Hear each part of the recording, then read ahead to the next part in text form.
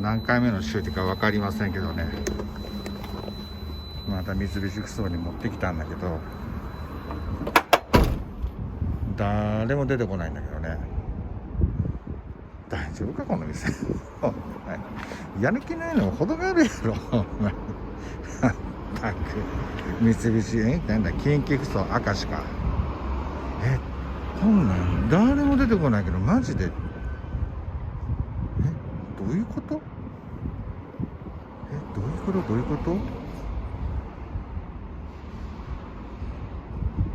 これクレームに来てんだけどね、全くわからないっすわ。